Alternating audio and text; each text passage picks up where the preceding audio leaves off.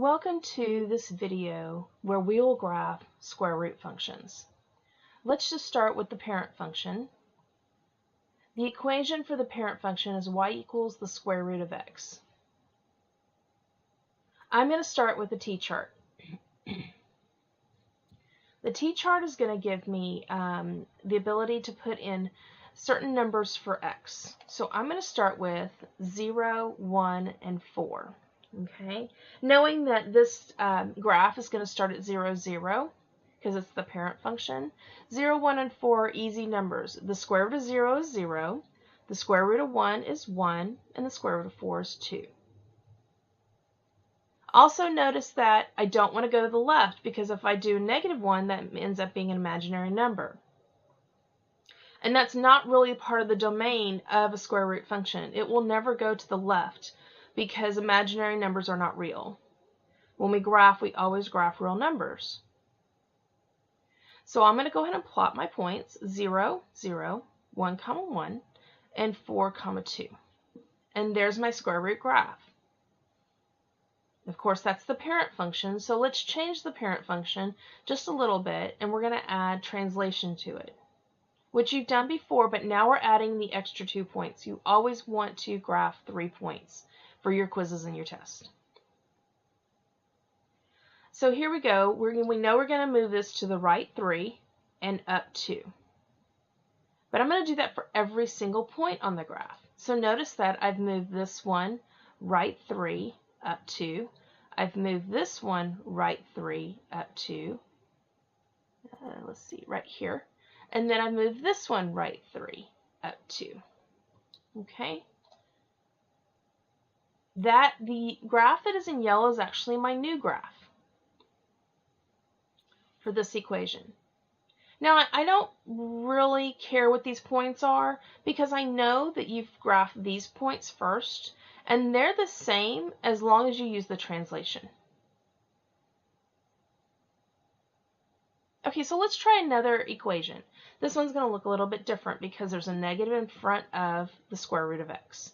Again, I'm going to use 0, 1, 4, but when I plug them in, the negative is going to make each one of these a negative number. Remember, we're not going to have any imaginary numbers on this. So I'm going to go ahead and plot. This is 0, 0, 1, -1, and 4, -2.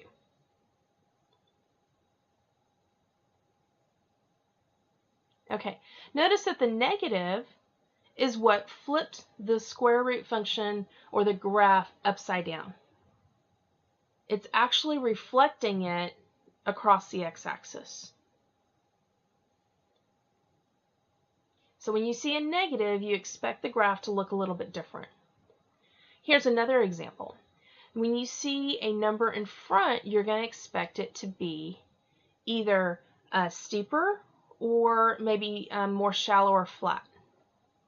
Okay, again, I'm going to put in 0, 1, 4 because I know I don't have any translation, and those are the numbers that'll square root nicely. I'm going to plot 0, 0, but when you plug in 1, you get 1 times 3, which is 3, and when you plug in 4, the square root of 4 is 2, so 2 times 3 is 6. So I'm going to go ahead and plot 0, 0, 1, 3, 4, 6.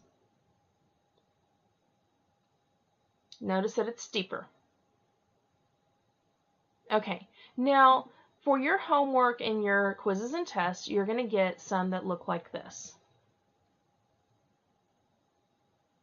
I've got y equals 2 times the square root of x plus 1, and then minus 3. I'm actually going to remove the translation.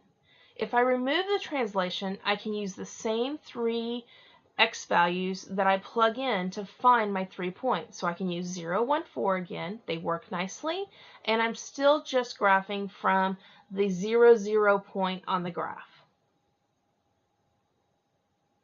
The only thing I'm using this time is the 2. That'll change how steep it is. I'm going to go ahead and include that. That's stretching the graph. So I'm going to plot 0, 0, 1, 2, and 4, 4. So this is the 2 that I was talking about. I'm going to go ahead and use that 2 right now. I'm going to do the translation afterwards. So I plotted my points, and now I'm translating. So I'm going to go left 1, down 3. Okay, so in yellow are my original points, and blue is going to be my left 1 down 3, left 1 down 3, left 1 down 3. The blue points are my final graph. Okay?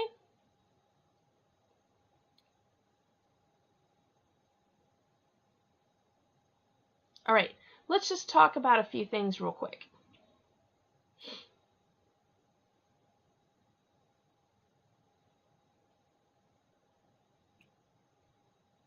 Notice that the square root graph always looks like a curve that's going to the right, or a curve that's flipped upside down but still goes to the right. Okay? Notice that it'll never go this way because that would be imaginary numbers. And since they're imaginary, not real, there's no way we can do that. And then it would never go this way. Okay? Not on a square root graph. Now, there might be some other cases when you get to other classes where you would see some things like this. Okay? But in this chapter, we're only going to look at these two curves, this one going this way or this one going this way. So if you see your curves are doing this, then you'll know that it's not right. Okay. Now we're going to add on the inequalities. How do I shade it?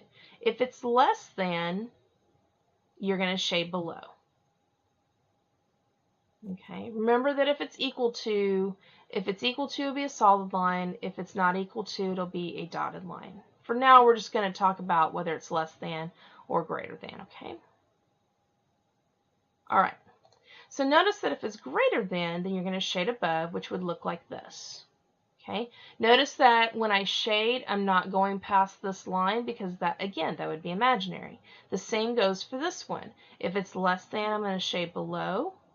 And if it's greater than, I'm going to shade above. Just make sure you don't go to the left, which would be in the imaginary space.